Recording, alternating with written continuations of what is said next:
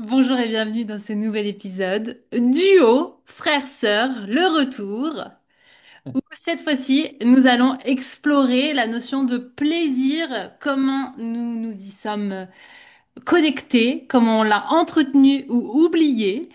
Comment on s'en est servi comme une boussole ou comme un sujet tabou dans nos vies? En tout cas, on va essayer d'aller bien au-delà de ce que l'on s'imagine même nous, parce que c'est pas que en lien avec le sexe. En tout cas, si vous avez compris l'idée de cette nouvelle saison, c'est d'aller explorer tout ce qui touche à la sexualité et qui nous amène à comprendre l'impact sur notre façon d'entreprendre. Et je crois personnellement que la sexualité va bien au-delà de ce qui se cache dans nos draps.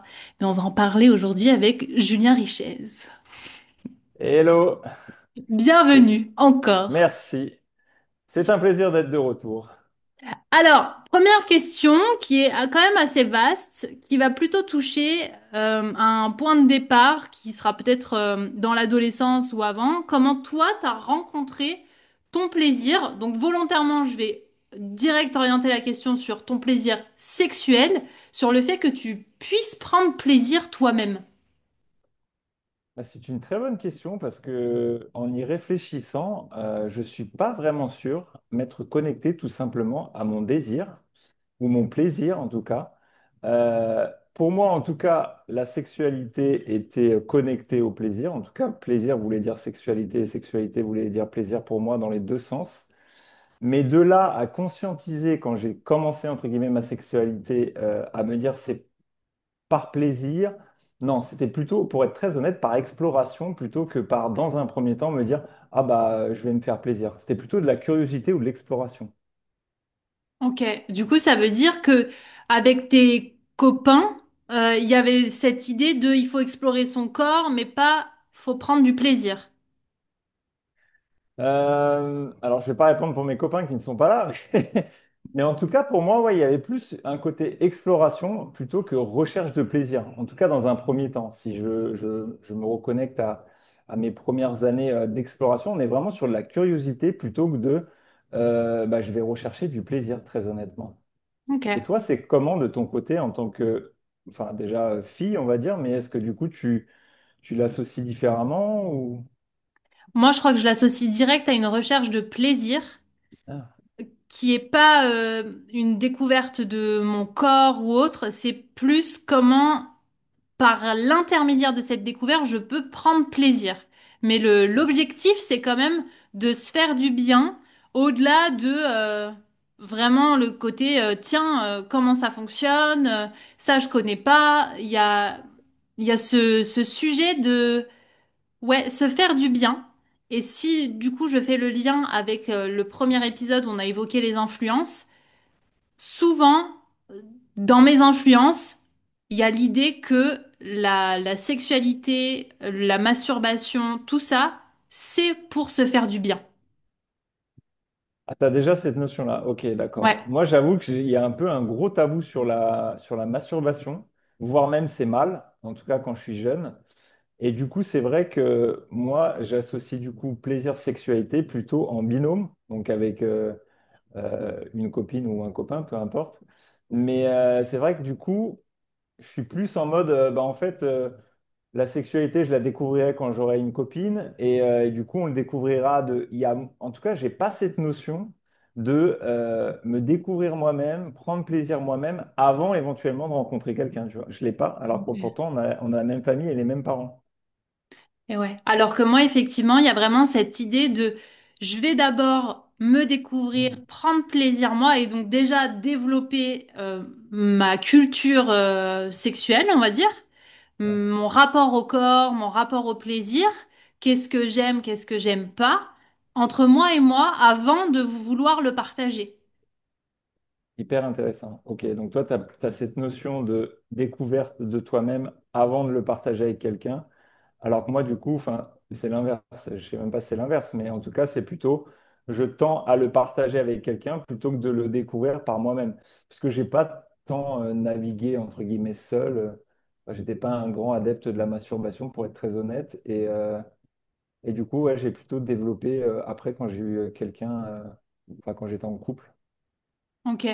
Alors que moi, il y a vraiment cette idée que j'ai envie de ça, à titre personnel, de découvrir mon plaisir moi-même, mais par contre, c'est hyper tabou comme toi, et je vais Hmm. pas aller le crier sur tous les toits en mode ouais, tiens, j'ai découvert ça, c'est super, tu peux prendre plaisir comme ci, comme ça. Et je me souviens, du coup, même à cette époque-là, il y a encore cette idée reçue comme quoi il y a l'orgasme vaginal et l'orgasme clitoridien. Donc le clitoris, c'est un peu le truc qu'on n'entend pas parler, même dans les manuels scolaires, on va croire qu'on a 100 ans, mais c'est le cas. On parlait pas de clitoris, il y avait aucune image, il y avait aucune représentation, on savait même pas à quoi ça servait. Et il y a un peu cette idée comme si, tu vois, tu avais découvert quelque chose par toi-même et que tu disais, mais si les gens n'en parlent pas, c'est qu'il faut pas en parler. Ouais, je trouve que c'est vrai, pourtant on n'est pas méga vieux non plus, mais il y a quand même un espèce de tabou sur la sexualité à notre époque quand on est jeune. Enfin, à l'école, on n'en parle pas parce que je crois qu'on n'avait rien en fait, quasiment. Si, peut-être mettre un préservatif sur une banane. Ouais. Extraordinaire. Mais effectivement, je crois que ça se limite là, donc c'est même assez triste quand on y pense. Mais c'est vrai que oui, ouais, on était quand même à une époque où c'était très tabou et bah, t'en parlais éventuellement, alors je pense avec tes amis ou tes copines, mais enfin, moi j'en ai pas parlé avec les parents particulièrement. Et après, finalement, j'ai l'impression qu'il y avait un peu une barrière entre enfants et adultes, c'est-à-dire qu'on n'aborde pas le sujet. On- Toi, tu ressens la même chose ou pas à cette époque? Alors, on n'aborde pas le sujet, voire même j'irais plus loin, il y a le côté, c'est pas aux parents à en Ah, parler, comme si c'était tellement, je sais même pas si le mot c'est tabou, mais comme si ça n'avait pas sa place, que du coup c'était une exploration à faire à titre personnel et qu'on pouvait pas, sans rentrer dans les détails, venir poser la question, est-ce que tu es à l'aise avec ton corps? Comment tu te sens avec le fait de prendre du plaisir tout seul? Peut-être même pour que bah, l'enfant dise bah laisse-moi tranquille ou j'en sais rien, mais que déjà ça plante des graines. Parce qu'en fait, moi dans ma réalité, ça fait que j'en parlais qu'avec mes copines. Sauf que dans mes copines, on avait des cultures différentes, avec des familles différentes. Je sais qu'il y en a une où on était sensiblement sur les mêmes normes, mais il y en a ouais. d'autres de culture musulmane ou autres où bah là, on n'était clairement pas dans le même délire. Et il y a un fossé qui se crée de suite de oh, pourquoi elle et pas moi? Et ou l'inverse? Ah, Et encore une fois, ça rajoute un conditionnement comme quoi le plaisir n'a pas sa place, surtout chez la femme. Dans le sens où, attention, là on retombe dans le c'est une allumeuse, c'est une Marie ouais. Couchouala, ce que tu veux, parce qu'en plus elle veut prendre du plaisir. Mais qui est-elle? C'est très intéressant, mais du coup, j'ai envie de rebondir là-dessus. Malgré tout, je pense, et tu vas me confirmer ou pas, toi, ce que tu en penses là-dessus, c'est qu'il y a quand même beaucoup plus, j'ai l'impression, d'exploration de son plaisir seul du côté féminin que du côté masculin. Bah, en tout cas, Ouais, entre toi et moi, c'est ce qui a l'air de ressortir, effectivement. oui, oui, oui, oui, oui. Peut-être que il y a une exploration qui se fait de façon plus mécanique chez vous, en mode bah physiologiquement il se passe quelque chose, du coup tu vois qu'il y a peut-être une Ah, exploration à faire, alors que nous comme entre guillemets il se passe rien, il y a un peu une curiosité de attends, pourquoi eux on en fait tout un foin, l'homme aurait le droit de se masturber et c'est presque convenable de le dire, mais par contre la oui. masturbation féminine on n'a pas le droit parce que c'est exclusivement pour le plaisir, alors que vous, il y a une espèce de fonction physiologique qui, du coup, crée un fossé de suite entre l'homme et la femme, j'ai l'impression. Ouais, je suis assez d'accord. Alors, franchement, je me dis, même à cette époque, j'en suis pas, enfin, j'ai pas conscience du tout de tout ça, mais oui, je vois ce que tu veux dire. Nous, il y a un côté visible, en fait, qui Exactement. fait que, bah, oui, enfin, quand ça arrive dans des circonstances qui sont pas, entre guillemets, appropriées, ça peut être gênant. Donc, il y a aussi ce côté-là, même si moi, enfin, je l'ai pas considéré spécialement gênant. Mais c'est vrai que j'ai pas eu cette culture d'une exploration en solo. Franchement, ça n'a pas été. Et puis après, comme je le disais la dernière fois dans le premier épisode, les conversations entre mecs sont quand même relativement restreintes. Nous, on partage pas beaucoup ces choses-là, donc du coup, il n'y a pas eu méga exploration là-dessus, quoi. Mm. Et comment ça s'est répercuté après dans ta vie de couple? Bah finalement, enfin ça s'est pas répercuté dans le sens où, bah une fois que je me mets en couple, c'est à partir de ce moment-là que du coup il y a exploration. Ok. Donc il y a exploration à deux avec toi t'aimes quoi, toi t'aimes pas quoi, enfin t'aimes pas ça, etc. Donc effectivement là il y a vraiment la mise en marche de l'exploration sexuelle à deux, avec vraiment cette notion de, en fait la sexualité c'est vraiment du plaisir à deux ou pour l'un ou pour l'autre. Après il y a aussi cette notion, c'est pas obligé en même temps, enfin, on peut faire plaisir à l'autre, etc. Mais effectivement, en tout cas, moi, ça a toujours été ancré et je pense que c'est vraiment dès le plus jeune âge, quoi. Sexualité égale plaisir, en fait. Il n'y a pas eu. Je suis pas passé, tu sais, par des phases où oui, ben, en fait, la sexualité, c'est que pour faire des enfants ou que pour se reproduire. J'aime pas du tout ce mot, mais et j'ai jamais eu, en fait, cette conviction ou cette pensée, j'ai vraiment eu dès le début, dès le plus jeune âge, entre guillemets, enfin, quand tu commences à penser ou éventuellement en parler, que c'est vrai que sexualité égale plaisir, en fait. Mais à deux, du coup. Mais par contre, moi, j'ai vraiment à chaque fois cette notion à deux, pas vraiment spécialement seul. Est-ce que toi, c'est... Alors, c'est intéressant de savoir, est-ce que toi, la sexualité a toujours été rattachée à plaisir ou pas spécialement? Alors oui, elle a toujours été rattachée à plaisir, mais elle n'a pas toujours été rattachée au couple. C'est comme s'il y Euh, avait une complémentarité qui se faisait. Il y a une sexualité du coup personnelle et une sexualité partagée. Et que l'une ne va pas sans l'autre, quelque part, de si je ne sais pas me connecter à mon corps, si je sais pas prendre du plaisir toute seule, bah, ça va être plus compliqué dans mon couple d'être épanouie. Ah ouais, t'as déjà cette notion-là, ok. Non, moi, du coup, je l'ai pas du tout, quoi. Il y a vraiment, entre guillemets, presque, genre, tu vois, en y pensant, presque c'est un job à deux, quoi. Tu vois? C'est presque ça peut pas se faire l'un sans l'autre. En tout cas, c'est ce que je pense à l'époque, tu vois? C'est presque, ouais, d'ailleurs, tu vois, c'est en y pensant, c'est presque, bah, finalement, si t'es avec personne, il n'y a pas de sexualité. C'est Hmm. l'extrême, mais en tout cas, c'est ma pensée du moment. C'est, en fait, t'es avec quelqu'un, donc sexualité, t'es seul, il n'y a pas de sexualité. Alors, il peut y avoir de la masturbation, mais bizarrement, pour moi, alors pas que je le mets pas dans la sexualité, parce que, enfin, pour moi, ça va dans la même catégorie. Mais tu vois, je l'associe pas trop à plaisir. Je l'associe plutôt à ce qu'on pourrait utiliser comme mot.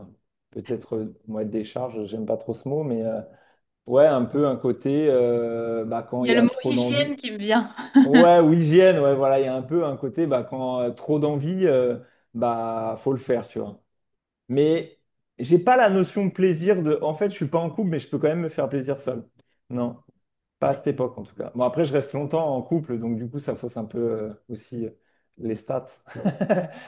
Alors ouais, je sais pas si on ira jusqu'au stade, mais ce que je trouve intéressant, c'est que du coup, pour te connaître, je sais aussi que dans ta personnalité, il y a cette part de toi qui parfois se freine justement sur les plaisirs, mais de la vie de façon générale, Ouais, ouais. et que moi, je vais plutôt être à l'inverse. Dès qu'il y a un plaisir, je vais plonger dedans sans forcément tomber dans un extrême. Et je trouve que le lien entre le rapport au plaisir qui se crée dans la sexualité personnelle se répercute aussi sur ce tempérament de vie. Voilà, je suis entièrement d'accord. Et en plus, ce qui est assez fou, c'est que je le découvre, enfin, il n'y a pas si longtemps que ça, que finalement, en fait, je suis presque incapable de me dire, mais en fait, quels sont mes plaisirs, peut-être au quotidien et tout. C'est souvent, enfin, je me suis rendu compte que c'était souvent rattaché au matériel. Mais des trucs qui me font plaisir. Alors, à part des passions, mais en plus, mes passions sont très matérialistes pour le coup. Mais c'est vrai que du coup, je me suis posé la question, je me suis dit, mais en fait, qu'est-ce qui me fait kiffer, quoi? Et ça a été très difficile pour moi. Et je suis d'accord avec toi que là-dessus, on n'est pas du tout les mêmes en termes de caractère. Et presque, je me suis rendu compte, je me suis dit, mais en fait, je suis presque coupé de mes désirs. Enfin, tu vois, il y avait vraiment un questionnement, mais à quel moment je remets du plaisir ou en tout cas, je prenais plaisir à faire plein de choses, mais c'était assez, je trouve, je me suis assez bridé ou limité, tu vois. Hmm, exactement. Comme si finalement le plaisir était dédié à un certain espace et dès que tu t'autorisais à en mettre un peu plus ailleurs, wow là ça devenait, je sais pas, dangereux ou perturbant. sais pas si ça devenait dangereux, mais par contre, je suis d'accord avec toi. En fait, c'est comme si j'avais rangé le désir-plaisir dans certaines cases. Alors qu'en fait, finalement, enfin, quand tu fais un bon restaurant, c'est aussi enfin, c'est un énorme plaisir de gustativement, et puis avec les gens aussi qui t'entourent, parce que c'est pas aussi que ce qu'il y a dans l'assiette, tu vois. Mais c'est vrai que du coup, je pense que j'avais cloisonné le plaisir dans certains endroits, mais pour le coup, moi qui n'aime pas les cases, je pense que je l'avais bien enfermé et c'était euh, en fait, c'était pas du tout ouvert, tu vois, sur d'autres domaines. Alors que toi, je pense que c'était beaucoup plus ouvert, non? Et ben en t'écoutant, je me dis que j'ai fait un peu en sens inverse. Tu sais, comme si j'étais née avec ce côté très ouvert, puis Ok. hop, je referme parce que je vis dans un conditionnement sociétal, de couple et tout. Donc hop, a priori, non, faut pas trop faire ça. C'est un peu, t'es un peu Ah, foufou si t'écoutes trop tes désirs et ton plaisir surtout, avec cette idée que la vie, c'est dur. On peut pas tout le temps se faire plaisir. Tu vois, toutes ces injonctions là qui tournent un peu en tête, de tu dois trimer pour pouvoir, bah, je sais pas, partir en vacances ou t'acheter un truc, comme si tout était histoire de conditions, comme un chien qu'on récompense parce qu'il s'est bien comporté. ouais. Et bah, j'ai eu ce temps où je me suis mise moi aussi dans cette boîte où je me suis bridée. Et par contre, une fois que j'en suis ressortie, là, j'ai fait wow, mais qu'est-ce qui s'est passé? Pourquoi tu t'es enfermée toute seule? Mais c'est intéressant de voir qu'il a fallu que je passe par cette étape de je me bride pour pouvoir prendre conscience que je m'étais bridée. Ouais, c'est bien déjà oui, d'avoir pris conscience. Moi, je pense que j'ai pris conscience vraiment tard. Et puis c'est marrant parce que là, tu parles des vacances. Ouais, il y avait vraiment ce côté vacances. Ah ouais, le vacances, c'est là où on se fait plaisir en fait. Hmm. Presque dans le quotidien, on se fait pas plaisir. Donc, alors que finalement, tu peux vraiment te faire plaisir tous les jours. Mais c'est vrai quoi, il y avait un vrai cloisonnement. Je me suis rendu compte et pendant de nombreuses années où en fait, bah, tu te fais plaisir le week-end éventuellement. Après, pendant les vacances, mais après, c'est vrai que la semaine, le travail, c'est sérieux, etc. Donc après, enfin, ça, c'était mes premières années. Après, je me suis bien détendu et du coup, enfin, j'ai pris plaisir et du coup, j'ai mis beaucoup de fun dans ce que j'ai fait en termes de boulot après. Et c'est vrai que les gens aimaient bien bosser avec moi parce que du coup, c'était très carré, mais très fun aussi. Mais c'est vrai qu'au début, j'étais vraiment en mode, c'est un peu premier de la classe, tu vois. Hmm. Ouais, je pense que là-dessus on se retrouve et tu vois, plus j'explore ce sujet de la sexualité, plus j'interviewe des gens et plus je me rends compte que je me plug sur des versions Hmm. de cette sexualité où justement le plaisir n'est pas que réservé à un espace relié au sexe, mais qu'il démarre dans toute notre capacité à jouir de tous les plaisirs de la vie. Tu parlais d'un repas, mais ça pourrait être d'un coucher de soleil, ça pourrait être juste de vivre à un endroit qu'on adore, et j'ai même envie de dire de s'autoriser à vivre à un endroit qu'on adore. Et c'est toute cette culture-là du plaisir qui va venir nourrir ou appauvrir notre sexualité. En fait, on est entièrement d'accord. Et c'est vrai que bah, tu vois, il y a du vocabulaire quand tu dis par exemple jouir. En fait, aujourd'hui, c'est un mot que moi je peux utiliser dans différents domaines, même éventuellement professionnels. Mais c'est vrai qu'à l'époque, quand j'étais beaucoup plus jeune, en fait, ce mot-là, il allait dans la catégorie sexualité. Ouais, Et comme tu le orgasme. dis, voilà, ou orgasme. Mais effectivement, en fait, tu te rends compte qu'aujourd'hui, prendre plaisir, jouir, entre guillemets, de la vie, en fait, ça peut être fait quotidiennement, ça peut être fait dans ton boulot. Enfin, la connexion, elle est là. C'est quand tu prends plaisir dans ton travail, notamment, tout ce qui est créativité, etc., c'est une vraie jouissance. Quand tu crées des projets, en fait, c'est. Enfin, presque, on pourrait dire quand tu crées des projets, il y en a certains qui disent on met au monde un projet comme on pourrait mettre au monde un enfant. Mais encore une fois, tout est connecté. Bien sûr. Et justement, si je reviens à l'étymologie du mot jouir, au départ, c'est pas du tout relié à ce résultat qui est l'orgasme. C'est plutôt cette idée de savourer, de s'émerveiller, de Hmm. s'enivrer de la vie. Et en fait, ça n'a pas rien à voir avec la sexualité, mais on l'a associé à ça alors que c'est quelque chose de beaucoup plus global. Oui, c'est finalement assez. Enfin, ça participe à la sexualité, on peut utiliser ce vocabulaire-là, mais en fait, ça peut être aussi très éloigné, comme tu dis. Enfin, tu peux aller dans des endroits grandioses, que ce soit un coucher de soleil ou quand tu voyages dans des espaces. Enfin, je sais pas, je pense au Grand Canyon, des choses comme ça, où tu es vraiment époustouflé parce que c'est magnifique.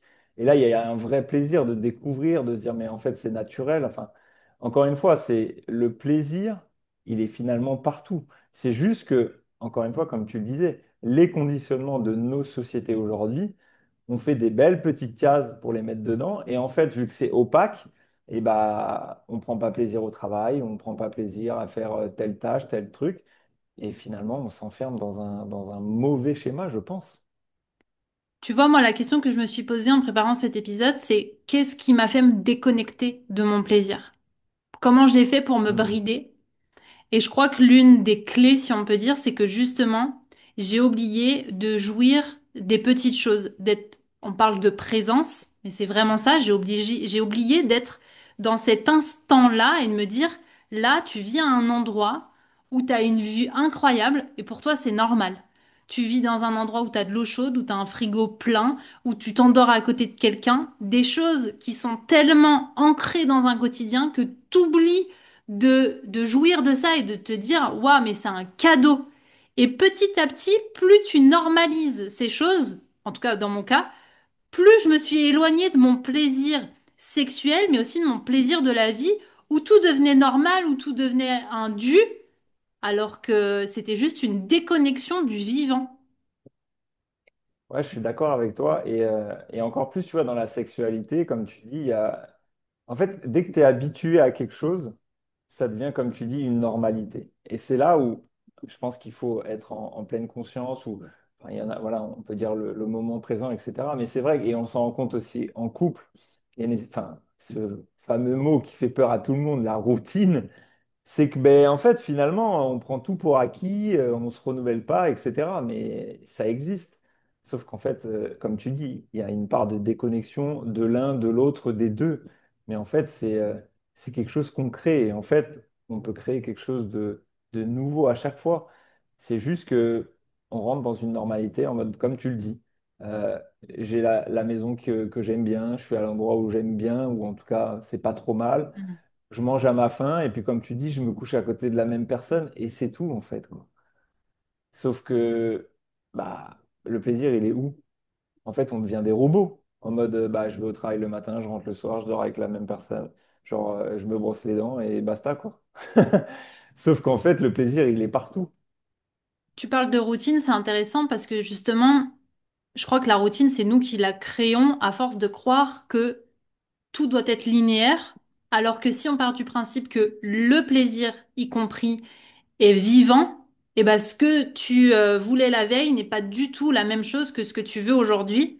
Et sauf qu'on est tellement conditionné dans le fait que bah ça a marché hier, du coup ça va marcher aujourd'hui, et on va reproduire ça comme des robots pour pouvoir obtenir le même résultat, alors que je crois que le conditionnement que j'ai envie d'avoir aujourd'hui, c'est plutôt de me dire rien n'est figé et tout bouge à tout moment. Et ce que j'ai envie aujourd'hui n'est pas du tout la même chose que ce que j'aurai envie demain, que ce soit sur ma sexualité, ma façon de communiquer, ce que j'ai envie de manger, ce que j'ai envie de vivre, de ressentir, l'endroit où est-ce que j'ai envie d'aller, est-ce que c'est plutôt à gauche ou à droite quand je vais balader.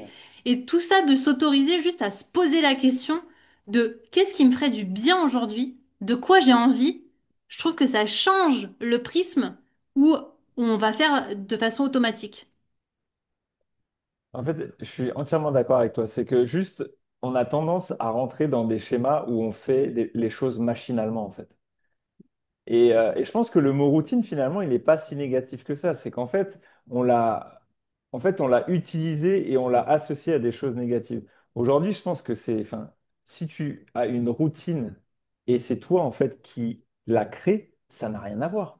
On pourrait dire aujourd'hui que, enfin, si on est relativement propre, on se brosse les dents tous les jours. On pourrait dire que c'est une routine sur le principe. Mais aujourd'hui, si tous les matins tu te lèves, tu fais du yoga parce que ça te fait plaisir, si tu manges, je sais pas, ton petit déjeuner que tu adores, on pourrait considérer que c'est une routine. Sauf que c'est toi qui l'as créé avec ce qui te fait justement plaisir. Donc en fait, c'est une routine qui est extraordinaire. Donc en fait, je pense que le mot routine, il faut arrêter de le détester. Il faut juste en fait créer sa routine qui nous fait plaisir. Et je pense que ça changera tout. Et après, comme tu le dis, c'est pas parce que hier, tu as kiffé aller à tel restaurant que aujourd'hui ou demain, en fait, tu auras la même envie. en fait, on est des humains qui avons des envies qui sont différentes et qui évoluent dans le temps, en fonction peut-être aussi des saisons, des pays dans lesquels on est. Et en fait, bah, si on ne s'écoute pas, effectivement, en fait, on devient des robots et c'est là où, du coup, on se déconnecte. Et justement, dans les différents couples que tu as pu former, qu'est-ce que ça t'a appris sur ta relation au plaisir? Parce que j'imagine que chaque personne devait apporter une vision différente. Effectivement, chaque personne apportait une vision différente. Pour commencer par du coup la partie sexualité, la sexualité pour moi dans toutes les relations que j'ai créées, c'était vraiment du plaisir en commun. Donc il y avait vraiment une exploration, même chercher à faire de nouvelles découvertes ou tester des choses pour le plaisir de chacun. Donc ça, c'était vraiment hyper important. Et après, c'était aussi finalement, euh, au-delà de la sexualité, prendre du plaisir dans toutes les autres choses, quoi. Ne serait-ce que, bah, je sais pas, se faire un repas à deux, prendre plaisir, je sais pas, rigoler, regarder un film, aller se balader, voyager. En fait, pour moi, c'est un peu le côté créer des souvenirs avec la personne par des petits moments, pas que sexuels, parce que du coup, je pense que le plaisir, tu peux l'avoir dans tout. Et du coup, dans ne serait-ce qu'une balade ou découvrir, je sais pas, un nouveau lieu, aller, ouais, comme je te dis, au cinéma, ou il y a plein de choses en fait qui peuvent être très très simples pour mettre du coup du plaisir au quotidien. Et pas que en mode, bah en fait, hier on a fait l'amour, du coup c'était la partie plaisir. Et le reste c'est quoi? Ben non, en fait, tu peux prendre du plaisir dans tout ce que tu fais, quoi. Donc après, c'est différent en fonction des partenaires et des caractères de chacun. Mais c'est vrai que du coup, moi, j'ai plutôt été poussé dans en fait, tu peux mettre du plaisir dans tout. J'ai beaucoup appris ça de mes compagnes, en fait. Ok. Et toi, ça s'est passé comment? Moi, ça s'est passé un peu différemment, dans le sens où j'ai conscientisé là il y a peu que la sexualité dans un couple n'était pas nécessairement un espace de partage, mais plutôt un espace de décharge, comme tu disais, tu vois, de genre Ah, de faut se vider la tête, etc. Ce qui veut pas dire qu'il n'y avait pas de recherche de plaisir ou que c'était pas fait pour créer une connexion. Mais en tout cas, il y avait cette idée que ça allait soulager un espace à l'intérieur de moi. Et ça, je l'ai conscientisé sur une relation, mais les autres m'ont appris à voir ça. Parce que forcément, quand tu rencontres d'autres personnes qui fonctionnent pas du tout de la même manière et qui mettent le plaisir au centre, comme toi tu l'as fait dans toutes les sphères du couple, c'est totalement différent. En tout cas, moi, ça a changé mon rapport au plaisir et dans ma capacité à le recevoir et à en donner. du coup, quand tu dis une sorte de décharge, c'est-à-dire que tu associais la sexualité à un peu, comment on pourrait dire? En mode, je me soulage un peu du stress de la vie quotidienne, il y a un peu cette connotation ou? Alors, j'ai envie de mettre de la nuance dessus, ça dépendait des moments, mais Oui. majoritairement, il y avait cette idée que la sexualité, c'est un espace ouais, de fun et de plaisir.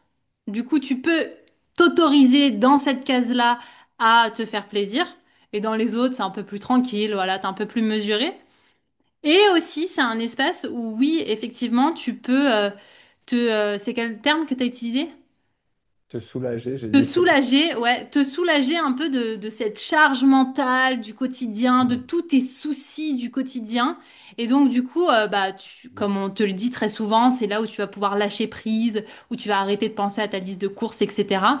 Et donc, ça faisait qu'il y avait un peu deux versions de la sexualité dans mon couple, à la fois l'endroit un peu fun et l'endroit de décharge émotionnelle, énergétique, mentale. Tu vois, comme si ça pouvait être aussi un peu une libération de plein de choses. Ce qui est énergétiquement vrai, mais qui, avec du recul et avec les connaissances que j'ai aujourd'hui, peut être une méga fuite pour pas regarder, ah bah attends, j'ai trop de charge mentale, j'ai trop de stress, je sais pas réguler mes émotions, et donc du coup je fourre tout dans ma sexualité, comme ça je vais pas regarder ce qui se passe ailleurs. Ok, ah ouais, hyper intéressant, effectivement, mais j'avais pas cette vision-là. Ok, d'accord. Et après, même sur le long terme, ça a créé vraiment des conditionnements, c'est-à-dire dans oh, je dois pas trop recevoir de plaisir et je dois pas trop donner de plaisir, comme s'il y avait une certaine mesure. En fait, j'ai la sensation que ma relation au plaisir, à partir du moment où elle est confinée dans un seul et même espace, ou en tout cas qu'elle est conditionnée, elle doit être mesurée. Parce que si elle déborde, ça va déranger. Et du coup, ok, hyper intéressant. Et ça va déranger qui si ça déborde? Bah, j'ai envie de dire principalement moi, déjà dans un premier temps. Ok. Parce que je pense que je m'auto-jugeais aussi, comme quoi il fallait pas avoir trop de désir, prendre trop de plaisir, prendre trop de place. Du coup, tu vois, comme si ça allait empiéter sur quelqu'un ou quelque chose. Et aussi, il va y avoir bah, fatalement le regard extérieur de si moi je me juge, bah, les gens vont me juger de ah bah elle est trop gourmande, elle est trop ci, trop là, trop, trop, trop. Et justement, ce qu'il y a d'intéressant, c'est que dans ma jeunesse, déjà sur d'autres plaisirs, du genre le plaisir gustatif, il y avait déjà cette restriction de Ouais. non, Joy, te resserre pas. Et donc je pense que intérieurement, ça crée un mais attends, quand j'en ai envie, genre j'ai pas le droit. Parce que il y a des conséquences derrière. Ah, c'est hyper intéressant, effectivement, parce que vu qu'on a vécu ensemble, ça rappelle des choses. Et c'est fou, alors, tu vois, j'avais jamais fait ce lien, mais moi, c'était l'inverse, tu vois. C'est genre, vas-y, Julien, toi, tu peux y aller, vas-y, mange. Et du coup, bah, je pense que ça a eu enfin, un impact dans le sens où moi, j'ai jamais eu ce côté-là. Après, je suis un homme, donc je pense que c'est un peu aussi différent. Ouais, Mais mais du coup, ça veut déjà donc dire qu'il y a un conditionnement aussi sur la femme de genre te resserre pas trop parce qu'elle, elle va grossir parce que si, parce que là, parce qu'il y avait tout ça derrière. ah, mais on est entièrement d'accord. Là, il y a un conditionnement qui est énorme, tout à fait. Donc, mais je pense qu'effectivement, ça, on l'a un peu abordé dans le podcast précédent, mais il y a quand même ce gros conditionnement entre l'appétit sexuel masculin et féminin, quoi. Mais d'ailleurs, tu vois, quand tu abordes le sujet, je me rends compte que pour moi, ça n'a jamais été un sujet finalement, quoi. En fait, je me suis jamais justement posé la question de soit cette jauge, soit cette restriction. En fait, j'ai envie, enfin en exagérant, j'ai envie toutes les heures. Bah, en fait, bah, c'est OK, tu vois. Je me suis jamais posé la question, euh, est-ce qu'il y avait un niveau entre guillemets de genre, bah, je suis trop dans la sexualité ou pas assez. Donc c'est hyper Mm. intéressant que toi, tu aies cette vision-là parce que moi, c'était un non-sujet en fait. Oui, alors que moi, ça me mettait directement dans le trop, dans le t'as un problème ou t'es Hmm. une info ou enfin on pourrait mettre n'importe quoi, comme finalement pour l'alimentation, comme si les conséquences allaient être tellement dramatique que déjà de base, il fallait se limiter. Mais du coup, ce que je trouve hyper intéressant dans comment ça m'a conditionné ensuite sur le fait de me limiter, c'est comme si j'avais peur de pas savoir réguler mon propre plaisir, et c'est un petit peu comme la bouffe, comme si, si on t'autorisait à te resservir, en fait, t'allais te gaver, gaver, gaver, alors qu'on bah, on est en capacité de se réguler. Et c'est vraiment ce que j'ai envie de transmettre aujourd'hui, c'est de pas oublier que on est en capacité de se réguler, quel que soit le conditionnement qu'on a reçu. Je crois que la peur derrière, c'est de tomber dans un extrême Ouais. qu'on voudrait pas voir de nous-mêmes, alors qu'en fait, ça n'arrive jamais, puisque on sait s'auto-réguler sur toutes les sphères de nos vies. Que si demain t'as plein d'argent, tu vas pas devenir un gros connard. Si demain t'as un frigo qui déborde, tu vas pas te gaver le soir même. Et bah c'est exactement pareil dans la sexualité. C'est pas parce que t'es en couple que du coup il faut tout prendre d'un coup, tu sais, justement comme s'il fallait se remplir, se remplir et qu'on est en capacité de se réguler et surtout d'avoir de la conscience sur pourquoi on fait les choses et que c'est pas un mal si on les fait juste pour se faire plaisir aussi. Après, comme tu dis, il y a le côté, la conscience que tu mets dessus. Mais après, je suis entièrement d'accord avec toi. En fait, aujourd'hui, je pense qu'on est tous capables de se réguler à tous les niveaux. Et au contraire, je trouve qu'on est tous dans l'autocontrôle dans beaucoup, beaucoup de domaines. Et la sexualité en fait partie, malheureusement. Alors que justement, ça devrait être vraiment un endroit où, bah, j'ai envie de dire, où tout est permis tant que les deux personnes, en fait, sont consentantes. C'est d'ailleurs, enfin, oui, ça devrait fonctionner comme ça, mais malheureusement, ça fonctionne pas comme ça. Et justement, on a parlé ensemble de ces périodes où le désir est moins présent. Mm. Comment toi tu l'as géré, appréhendé à titre personnel et si tu étais en couple à ce moment-là, comment tu l'as appréhendé dans ton couple?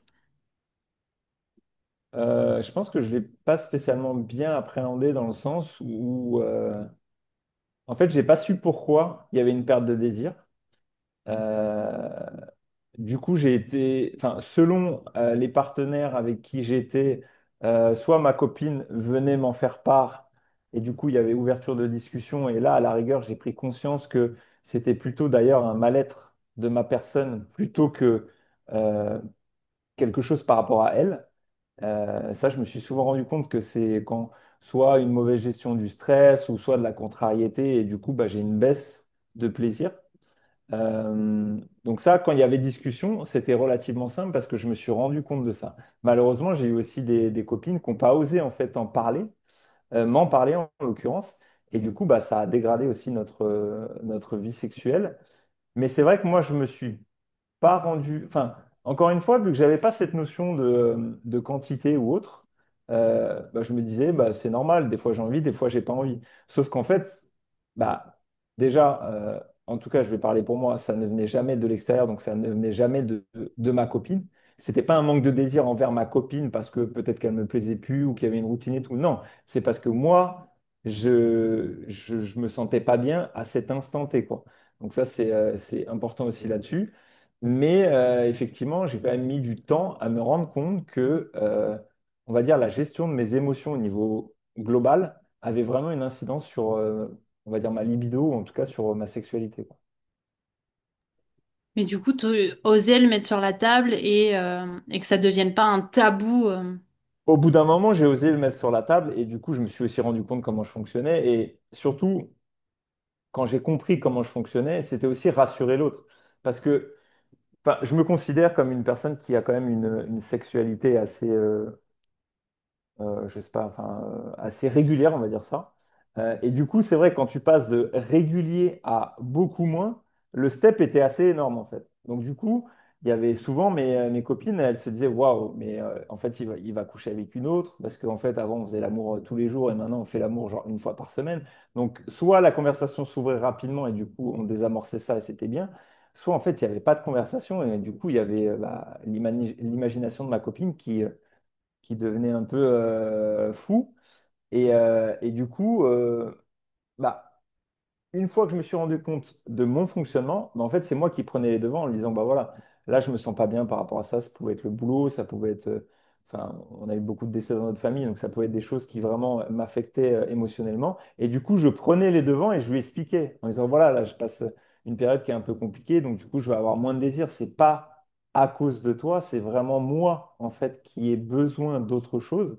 Et du coup, bah, automatiquement, ça sécurisait aussi à la fois le couple, à la fois ma copine de lui dire les choses, en fait, tout simplement, quoi. Hmm. Très intéressant. Et Moi, je toi, crois ça, que il y avait, enfin, je sais pas, il y avait d'ailleurs des irrégularités ou pas spécialement? oui, mais je crois que j'ai mis du temps à comprendre que c'était normal. Et du Hmm. coup, j'ai beaucoup culpabilisé de voir que l'envie fluctuait, qui pouvait s'expliquer par plein de choses, mais vraiment, c'était comme si c'était pas normal. Et donc, moi, à me poser des questions à la fois sur moi, sur mon couple, sur est-ce que vraiment c'est ce qu'il faut, c'est ce qu'il faut pas, parce que justement, on m'avait tellement vendu le côté couple linéaire où tout se passe bien tout le temps que dès qu'il y a une fluctuation, c'est problématique. Et j'en ai vraiment pris conscience quand j'ai arrêté de prendre la pilule et que je suis revenue finalement à un cycle naturel où je me suis vue avoir beaucoup moins de fluctuations hormonales et savoir, bah, ok, c'est comme ça que je fonctionne. Et donc, du coup, je peux livrer une espèce de notice à l'autre, ce qui n'était pas du tout le cas avant, où tout est finalement chimique et organisé pour que bah là, finalement, là, t'es en vie, là, t'as pas envie, et qu'hormonalement, ce soit pas toi qui contrôle. Mais au sein de de la vie de couple de façon générale, je pense que j'arrivais à être dans une expressivité pour dire bah non, là je suis plus dans une recherche soit de tendresse, soit et parce que déjà ça faisait quand même partie de, on va dire, de la sexualité pour moi. Ça venait nourrir quelque chose et que petit à petit, je crois que je me détachais aussi de cette idée qu'on est toujours obligé, comme on le disait l'autre fois, d'être dans ce beau combo pénétration-orgasme, mais que c'était tellement loin de mon conditionnement qu'il a fallu que ça se fasse vraiment plus tard pour que je l'accepte. Ouais, c'est intéressant ce que tu dis parce que, comme tu le dis, il y a un côté, en fait, encore une fois, on ne nous a pas appris que le plaisir, il n'est pas linéaire. Tu peux avoir des périodes où tu as beaucoup envie, d'autres périodes où tu as beaucoup moins. Et en fait, ça, c'est tellement dommage qu'on ne nous ait pas, entre guillemets, enseigné ça parce que du coup, ça nous ferait, entre guillemets, moins peur. On remettrait, comme tu disais, moins en question le couple, le partenaire, etc. Et puis aussi, ce que j'aime à dire, c'est qu'un couple, c'est un peu comme une équipe, quoi. Donc, on peut avoir des périodes où on a moins envie, mais l'autre aura envie. Et du coup, bah, l'autre personne pourra créer le désir, quand à d'autres périodes, c'est toi qui vas créer le désir. Parce que je reste persuadé que même si on a moins envie, on peut être quand même stimulé par son partenaire, etc., etc. Mais effectivement, malheureusement, c'est qu'on n'a pas d'apprentissage à proprement dit sur la sexualité. Et donc, on est un peu on-off, quoi. J'ai envie, j'ai pas envie. Sauf qu'en fait, c'est pas aussi simple que ça, quoi. Sauf que si on nous avait expliqué un peu comment ça fonctionnait, ou en tout cas les grandes lignes, et bah, du coup, il y aurait moins de stress dans un couple sur cette partie bien précise. Ouais, de stress, de dispute aussi, de remise en question. Et j'aime bien ce que tu dis dans l'idée de remettre aussi de la créativité. De, ok, on n'est peut-être pas dans une phase où sexuellement on va être très actif, mais peut-être que d'un point de vue relationnel, on peut se connecter autrement, on peut peut-être explorer d'autres choses, où il va pas y avoir ce rapport pénétratif à 100%. Mais on va peut-être bah, être plus, j'en sais rien, sur de la connexion au corps, sur des massages, sur une discussion, sur des questions. Et là, je crois en tout cas que c'est une vraie exploration qu'on peut faire soi et aussi à deux. Se dire, tiens, j'aimerais explorer quoi? Ça serait quoi pas la petite nouveauté pour que ce soit le piment du moment, mais plutôt ah mais on a tout ça à disposition comme un buffet géant et on peut, bah, pendant cette période-là, se dire on va prendre le temps de peut-être juste s'écouter, juste prendre le temps de partager un moment à deux, j'en sais rien, dans un bain, devant un coucher de soleil et autres. Et ça sera notre nourriture pour notre sexualité et notre connexion.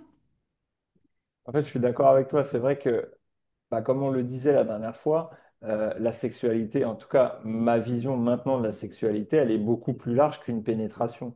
Donc comme tu dis, créer des moments, créer des espaces, tu peux aussi, je sais pas, faire une soirée cocooning où en fait c'est que des câlins, ou même on peut regarder un film. Alors j'allais dire sous la couette, moi où j'habite c'est un peu compliqué, mais en tout cas, créer des moments où en fait il n'y aura pas, comme tu dis, spécialement la pénétration, mais en fait il y aura de la tendresse, comme tu dis, ça peut être aussi des massages. Ça peut être une balade, ça peut. Enfin, il y a vraiment, encore une fois, c'est de la créativité. Tu peux tout créer, quoi. Et pour moi, aujourd'hui, en tout cas, ces espaces-là font aussi partie de la sexualité à proprement dit, quoi. On peut faire une soirée, j'ai envie de dire, câlin devant un film ou une série. Et en fait, c'est ça aussi qui fait partie du couple, quoi. C'est pas obligé, bon, bah voilà, on éteint la télé et il y a pénétration, quoi. Non, ça peut aussi être de la tendresse, ça peut être des massages, ça peut être énormément de choses. Moi, en tout cas, cette vision, elle me rassure parce que pendant longtemps, la sexualité, c'était vraiment que le sexe avec la pénétration et peu de choses autour. Je vais pas dire rien parce que c'est pas vrai. Ouais. Et aujourd'hui, je tends vers cette idée que l'on peut construire tout ça. Et ce que j'ai déconstruit aussi au passage, c'est que le plaisir, c'est donnant-donnant. C'est avec un équilibre parfait. Et donc, j'aimerais avoir ton regard dessus et je partagerai le mien ensuite. C'est intéressant cette balance donnant-donnant. Euh, Bah, moi déjà, je pense que enfin, pour être très honnête, j'ai commencé ma sexualité par une balance qui était déséquilibrée à mon avantage. Donc ça, je Donc, l'ai t'as dit un rien peu la dit. dernière. Non, des fois tu. Non, alors effectivement, je ne l'ai pas dit. Cependant, j'en avais conscience. Mm. J'en ai conscience aujourd'hui, mais j'en avais déjà conscience à l'époque. Donc, c'est tout à son honneur. Mais, mais dans le sens où je voyais déjà qu'il y avait un déséquilibre. Après, effectivement, j'ai pas creusé le sujet en me disant est-ce que c'est normal, pas normal. Donc, après, voilà, j'ai évolué dans ma sexualité, etc., etc. Et effectivement, je me suis posé la question, mais en fait, est-ce qu'il y a besoin d'un équilibre, pas un équilibre? Et finalement, je suis arrivé à un constat où si tu commences à calculer, c'est qu'il n'y a plus rien de naturel, quoi. Enfin, pour moi, la sexualité, on est sur une connexion et un partage. Maintenant, si tu commences à cocher tel jour, c'est moi qui lui donne du plaisir, tel autre jour, c'est elle, c'est un peu flippant, quoi, tu vois. Donc, il y a un côté hyper naturel et il y a aussi, en tout cas, le côté, bah, en fait, tu ne donnes pas pour recevoir, quoi. C'est-à-dire, sur le moment, bah, si tu as envie de lui faire plaisir et que bah, c'est, entre guillemets, son soir, mais c'est très bien, en fait. Donc c'est vrai que je suis passé de déséquilibre, je suis passé par une autre phase en mode plutôt, faut que ça soit vraiment équilibré. Ça, c'est en plus, c'est bien dans mon caractère, tu vois. Et après, je suis arrivé, je pense, en tout cas, c'est ce qui me correspond le mieux aujourd'hui, en mode, mais en fait, il n'y a pas d'équilibre à avoir, c'est au feeling, quoi. Donc, bah, si, entre guillemets, tu vois, je vais même exagérer, si c'est ça se mène à elle ou c'est que moi qui lui donne du plaisir, et bah, c'est très bien. Mais il y a un côté, je pense que c'est faire les choses comme on les ressent et ne pas attendre quelque chose en retour. Enfin, pour moi, c'est tellement dommage et encore. Alors déjà, dans la vie générale, c'est tellement dommage, mais dans la sexualité, dans ton couple, si tu commences à faire les choses pour avoir quelque chose en retour, pour moi, c'est la mauvaise voie, mais ça n'engage que moi, quoi. Et toi, Très du coup, cette vision m'intéresse de cette balance. Et bah moi ça a été très caricatural au départ de ces donnant et on n'en démord pas et c'est important d'avoir cet équilibre c'est alors bah je t'ai donné du plaisir du coup tu m'en donnes et enfin voilà et ça crée finalement presque une injonction de il faut je dois Ouais, et ensuite je me suis rendu compte que ah tiens je pouvais donner du plaisir sans spécialement qu'on m'en donne mais que ça me fasse aussi prendre moi du plaisir en donnant ça, c'est important et je peux aussi m'autoriser à en recevoir. Et ça, c'était quelque chose qui était assez conflictuel en moi, où j'avais tendance à dire non, non, mais ça va pas durer trop longtemps. Tu sais, comme si il fallait pas que ça dure trois plombes pour me donner du plaisir à moi, mais par contre, quand c'est pour en donner à l'autre, bah là, ça peut durer 3 heures, il y a aucun problème. Et j'ai changé totalement ma config ensuite parce que certes, j'ai changé de partenaire, mais j'ai surtout changé d'état d'esprit en me disant, mais j'ai aussi le droit de recevoir du plaisir sans que ça engendre quelque chose. Parce qu'il y a vraiment cette idée, et ça se révèle aussi dans la vie, de quand tu donnes quelque chose, c'est comme si c'était un service, il fallait, c'est quoi l'expression, être redevable. Et ben, il y a vraiment cette idée dans le plaisir de, ouh là là, je reçois une grande quantité de plaisir et d'attention, donc je suis vachement redevable, comme si ça remplissait un vase où dedans il va falloir ensuite distribuer pour que ça redevienne à niveau. Et ce qui a été très chouette dans ma propre découverte et expérience, c'est de me dire que effectivement, tu donnes du plaisir sans en attendre en retour et tu as le droit d'en recevoir sans qu'il y ait de conséquences. ouais, intéressant.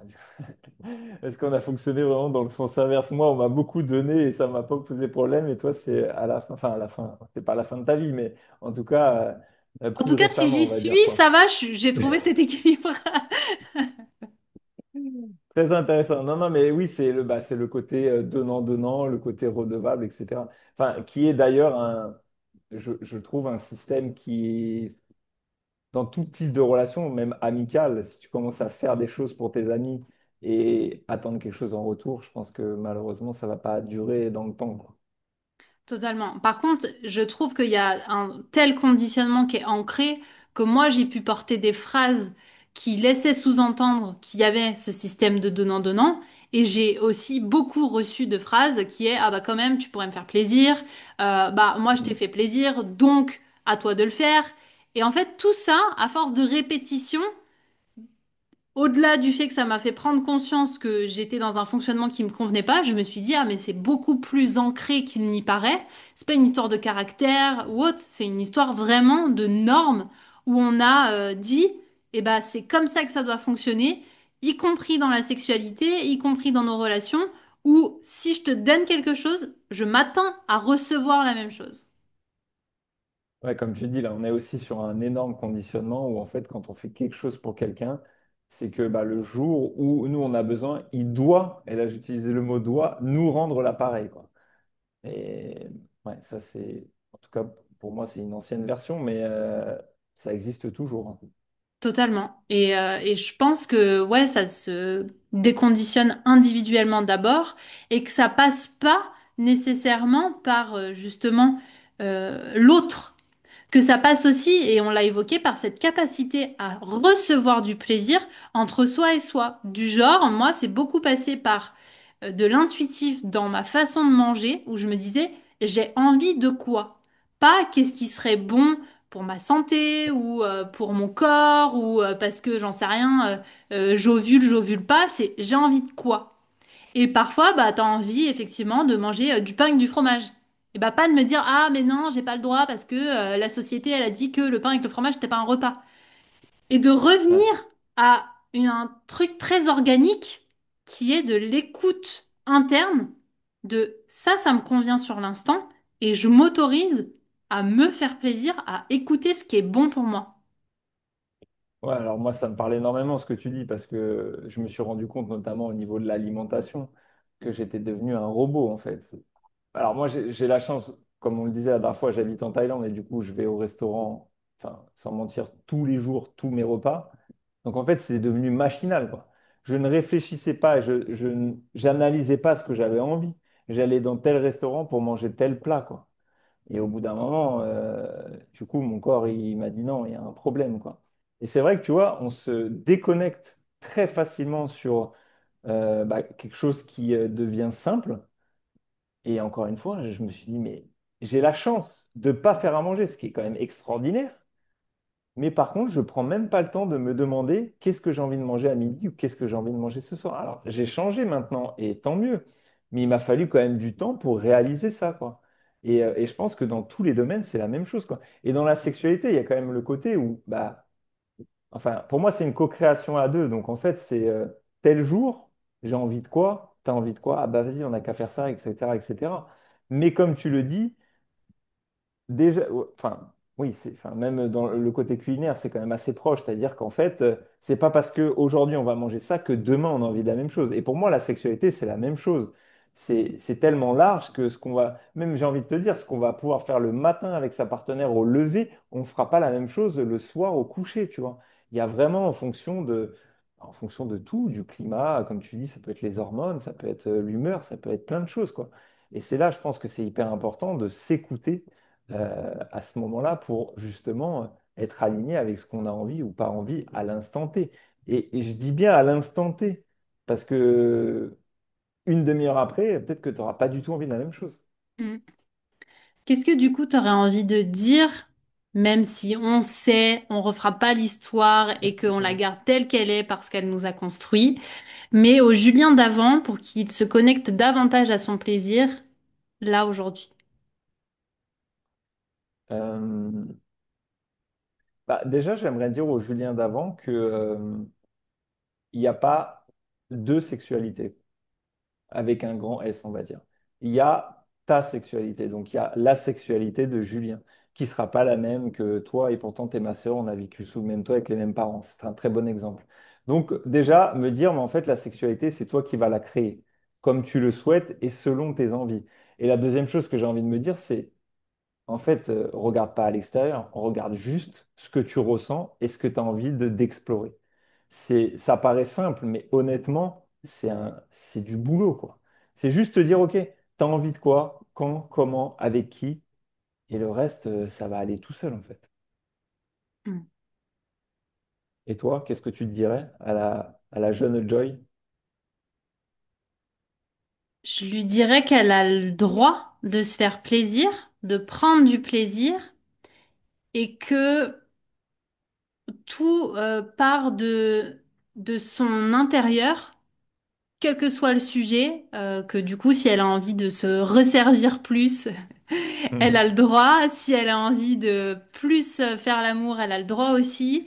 Et si elle a envie de se faire plaisir autrement, en solo, par une série Netflix ou autre, et bah, elle a le droit de dire des grands oui et des grands non, et que les conséquences, bah, ne lui appartiennent pas en fait. Mm.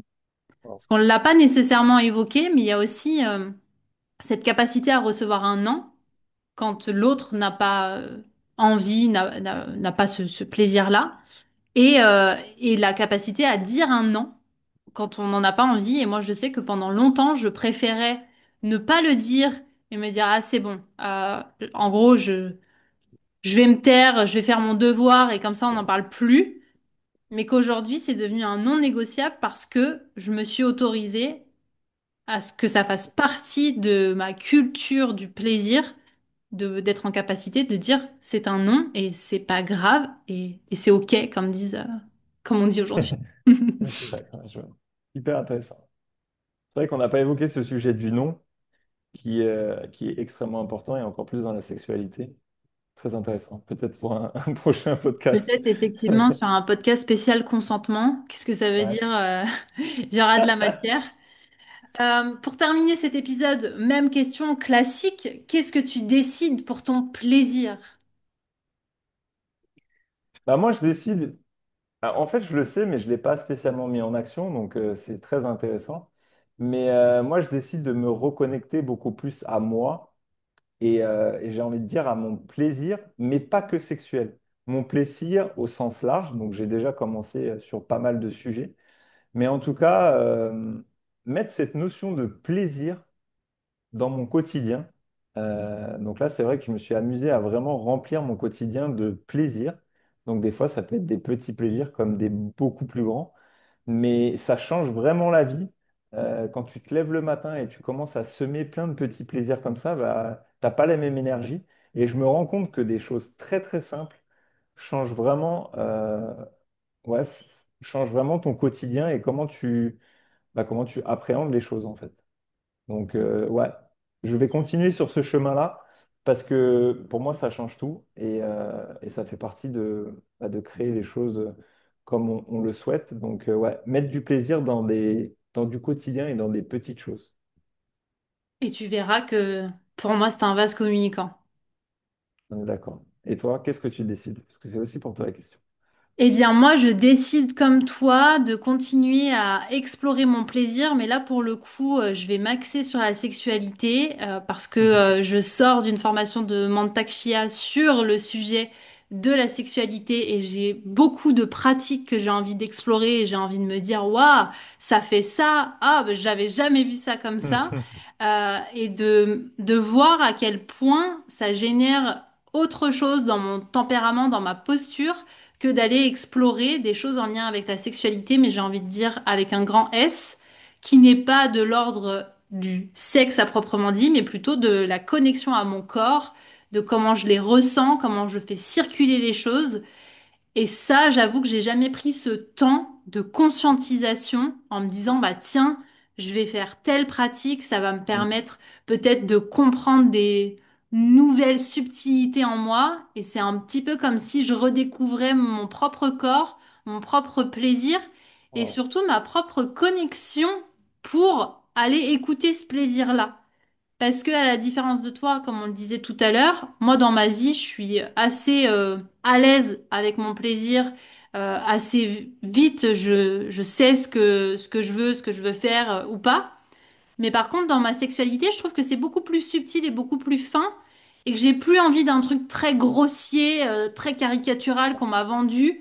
Et que là, j'ai envie que ce soit adapté à moi et pas juste parce que j'ai entendu des grandes lignes d'un truc. Je te rejoins sur le fait que c'est très personnel et que ça change et que ce que j'avais envie à 20 ans, bah, c'est pas forcément ce que j'ai envie à 35, mais par contre que j'ai jamais pris ce temps de conscientisation. Donc, décidons d'aller explorer ça. Et bien évidemment, je l'amènerai sur la table dans le podcast par des interviews, par des feedbacks de ce que j'ai pu vivre. Mais en Ouais, tout cas, je crois qu'on n'est jamais en rade de découverte. tout à fait. Merci en tout cas pour ces belles perspectives qu'on a, j'espère, semées. Si tu as apprécié cet épisode, bah, n'hésite pas, comme d'habitude, à le faire savoir, que ce soit par une note, un commentaire sur YouTube, Apple Podcast ou Spotify, à nous envoyer un petit mot aussi. Ça fait toujours plaisir de savoir ce qui a résonné pour toi. Et merci à celles, parce que moi j'ai pas reçu de ceux, mais à celles qui ont pris le temps de le faire sur le premier épisode. Parce que c'est hyper précieux pour à la fois nous permettre d'aborder des sujets qui font écho à ce que vous vivez. On n'a clairement pas tout le savoir et toute l'expérience. Et je pense même qu'on a été très chanceux dans nos vies parce qu'on n'a pas eu de trauma lourd en lien avec la sexualité et autres. Et donc j'espère que pour celles et ceux qui ont peut-être vécu des vies différentes, ça vous permettra d'avoir un regard neuf, plus bienveillant, avec plus de compassion. Et puis que ça vous permettra d'ouvrir la parole s'il y a des choses qui sont plus lourdes que vous avez besoin de déposer auprès de ceux qui sont en compétence pour le recevoir. On vous embrasse. Merci.